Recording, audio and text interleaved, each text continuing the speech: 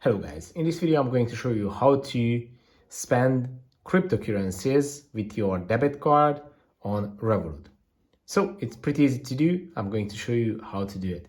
Basically, you just have to open up the Revolut application and I'm going to show you step by step how to do it. Just go to the home page, which is on the bottom left side of the screen. Go to the top right corner to the debit cards. Select any of the cards that you have. You can use your virtual card, your physical card, or any of them. Then tap on it and go to settings. In the settings menu, select the first option, which is spend from.